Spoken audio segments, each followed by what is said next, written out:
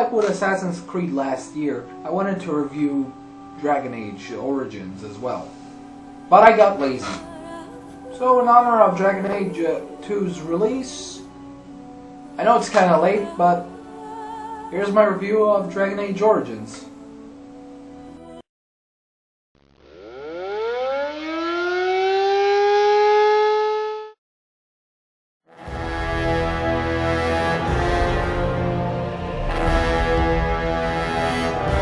The story is your traditional fantasy affair, with you being the chosen hero or maybe hero character by a group called the Grey Wardens, who are meant to unite the land against the Darkspawn. But the main draw of the story isn't the premise, but it's more about the travel from beginning to ending and what you experience along the way. You choose a race, a class, and one of the available origin stories for your character, and from beginning to end this will affect how the world changes around you.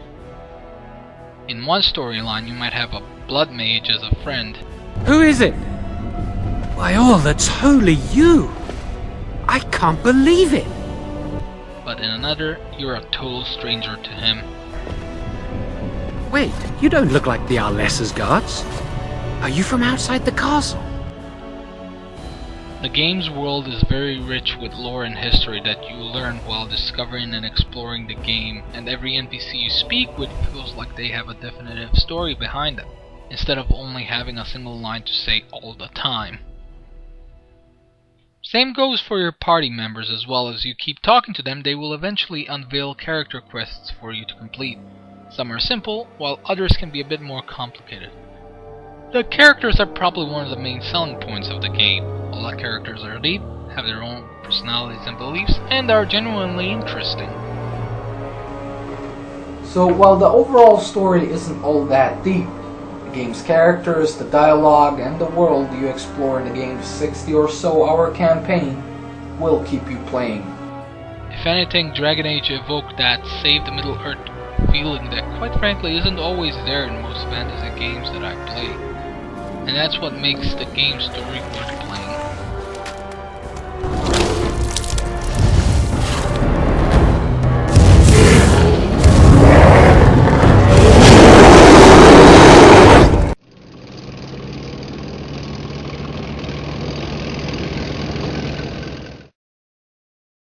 Well, what have we here? Are you a vulture, I wonder? A scavenger, poking amidst a corpse whose bones were long since cleaned? Or merely an intruder, come into these darkspawn-filled wilds of mine in search of easy prey? Right off the bat, I'll say it like this. Play this game on a PC. It offers a better experience and the interface is so much better. To put the game's difficulty in a word, it's hard. The easiest class to play with will most likely be the mage though. The game generally throws an overwhelming amount of enemies at you whenever possible. Some are even harder if there are enemy mages in the area. Now the general gameplay is as basic as most RPGs. You pick one of 3 classes, you fight, you level up, you arrange your stats, and you pick which is the best armor and weapon for what character. And you do the same throughout the game with your party members as you play the game. But the game's generally simple but complex at the same time. The advantage of the PC version, however, is that you can go into a tactical view and oversee the situation, which can be critical for casting large friendly fire area spells and ordering your party members into certain positions. Players can add skills such as herbalism, survival, trap making, etc. to individual party members so they can mix potions and make traps and other things that help out in combat or otherwise. Whenever you die, you gain a small penalty to your stats, which in the long term, as you keep dying, can get quite annoying. You can also mix certain magic attacks like shattering, which involves freezing enemies and then breaking them. Now, you don't have a morality meter like in Mass Effect, but you have an approval meter which is individual to each member of your party, meaning that your decisions affect the entire party, and some of them might approve and might not approve of what you've done. But then again, gifts can also help boost the approval meter. Simply outright talking to the characters or buying them gifts. Some are specific to certain characters and you'll earn more trust based on what you get them. This is my mother's amulet. It has to be. But why isn't it broken? This also means that you can get into sexual relationships with them. You know, like in any BioWare game. I have just the thing. Come with me.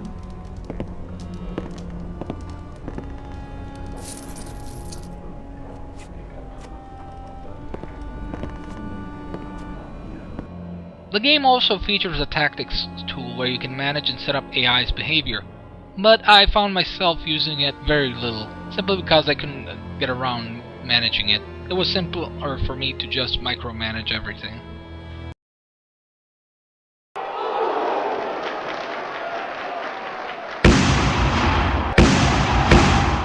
The birthplace of Andraste. As stubborn as a Mabari, and as good to have on your side. This is a AAA title, so for the most part, graphics-wise, the game looks great, though it does suffer some small issues. The graphics for the most part are very nice, but it's some of the smaller stuff that's a bit annoying, but won't hinder the game's overall presentation. The game's animations, for example, are fine during combat, but during conversations, characters' heads can feel very robotic as they move them to face another character. Your character never speaks. This is a small nitpick of mine, but it's a bit annoying after seeing what they did with Mass Effect, especially since you can pick your character's voice. I really wanted to have a cocky mage. It sucks. The blood is more of a humorous thing than a nuisance, cause it's pretty funny when you just kill the whole room full of darkspawn, then you engage in a casual conversation with a local merchant. Imagine how odd that might be in real life.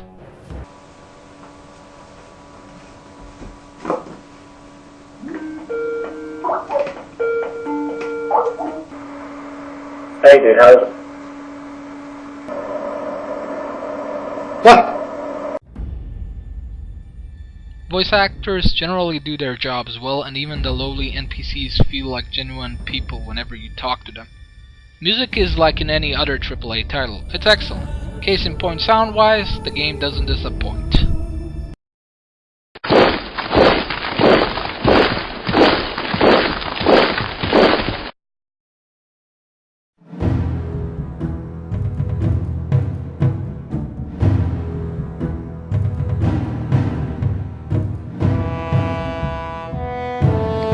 Originally I planned on reviewing this game sooner, but winter came along and I lost all will to do so.